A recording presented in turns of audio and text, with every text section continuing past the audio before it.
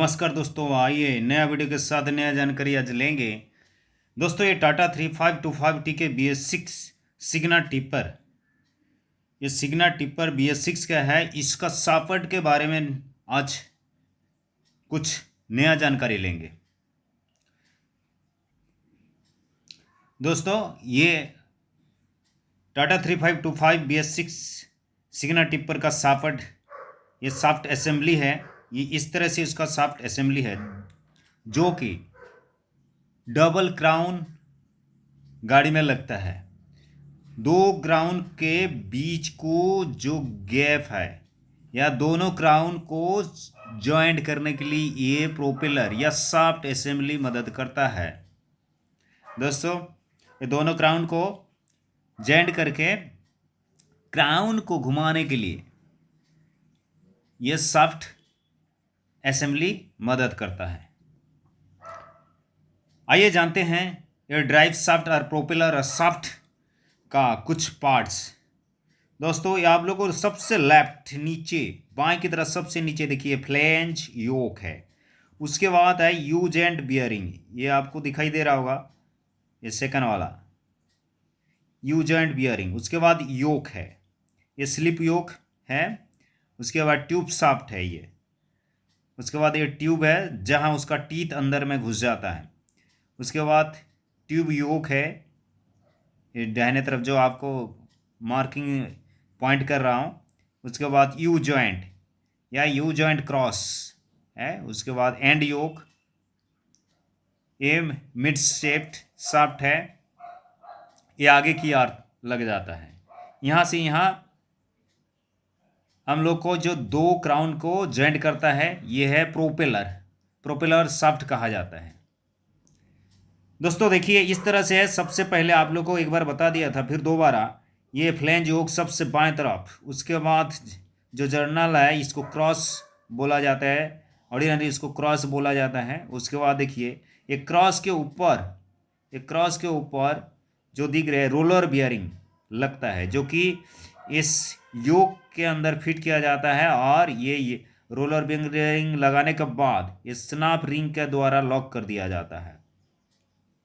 अब ये oil seal है, ये ऑयल सील है जो कि ग्रीस, जिसमें जिस योक में ग्रीस वाला अभी जो नया मॉडल है उसमें ग्रीस लगाया जाता है, और कुछ मॉडल में ग्रीस की ज़रूरत नहीं है, उसमें ऑयल सील की कोई ज़रूरत नहीं है। इसके कॉर्क गैस्केट देखिए ये वाला है, ये डस्ट रैप है, उसके ऊपर कवर किए जाते हैं। उसके स्लिप जॉइंट्स स्प्लिंग इस तरह से है। ये देखिए इसका टीथ है, ये टीथ इसके अंदर घुस जाएगा, ये योक के अंदर।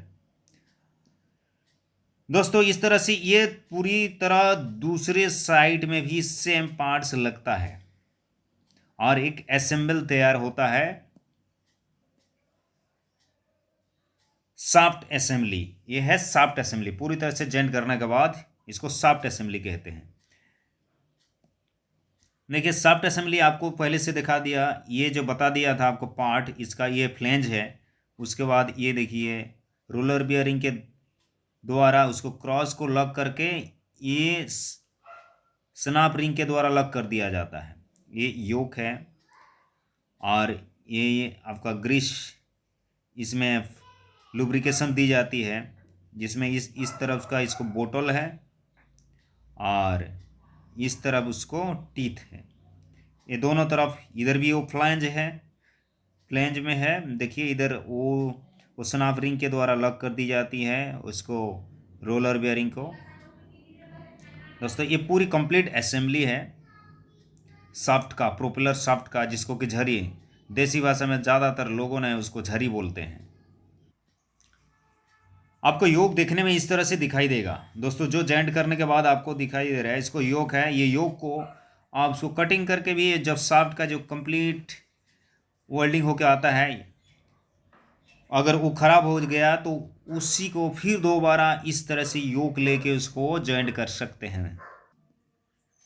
और ये है फ्लेंज देखिए इसको 4 बोल्ट के द्वारा क्राउंड फ्लेंज के साथ उसको अटैच करके इसको टाइट कर दिया जाता है, जिससे प्रोपेलर होल्ड होता है। और इस तरह से अंदर का फ्लैंज का टीथ रहता है। इसको टीथ अलग अलग बाइकिल के हिसाब से रहता है, लेकिन ये टाटा 3525 ठीक है, सिग्ना BS6 का टीपर का इस तरह से टीथ रहता है अंदर में।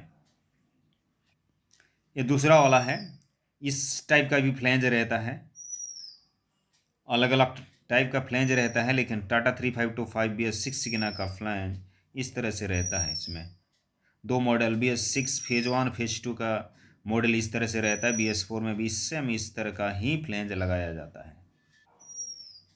और पीछे तरफ से ये गोल्डन कलर का दिखाई दे रहा है इस फ्लैंज का, ये है ऑयल सील, जो कि क्राउन से जो लुब्रिकेशन अंदर में जो रहता है उसको लॉक करने के लिए ये फ्लैंज के पीछे तरफ जो लगाया गया है गोल्डन कलर का जो रिंग है वाशर टाइप का दिख रहा है, ये है उसको लॉक कर लुब्रिकेशन को लॉक करता है। इसको ऑयल सील कहा जाता है। दोस्तों ये है स्लिप योक, जिसको बोतल या झरी कहा जाता है, झरी बोतल कहा जाता है। इसके अंदर उसका टीथ वाला पार्ट घुसा दिया जाता है, इसके अंदर घुस दिया जाता है जिसे फंस जाता है। इसको स्लिप योक कहा जाता है। यह है स्नैप रिंग, जिसको रोलर बियरिंग को लॉक कर दिया जाता है, जो बाहर नहीं निकल पाएगा बोल के स्नैप रिंग के द्वारा रोलर बियरिंग को लॉक कर दिया जाता है, जो कि क्रॉस पूरी तरह से लॉक हो जाता है योक के अंदर।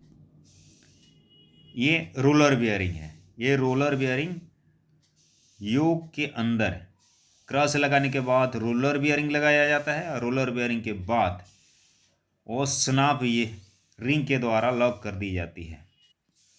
थैंक यू दोस्तों, बहुत बहुत धन्यवाद इस तरह से वीडियो देखने के लिए और नया जानकारी लेने के लिए। आप लोग को फिर दोबारा नेक्स्ट वीडियो में स्वागत है, और वीडियो को लाइक शेयर सब्सक्राइब करें। थैंक यू, नमस्कार।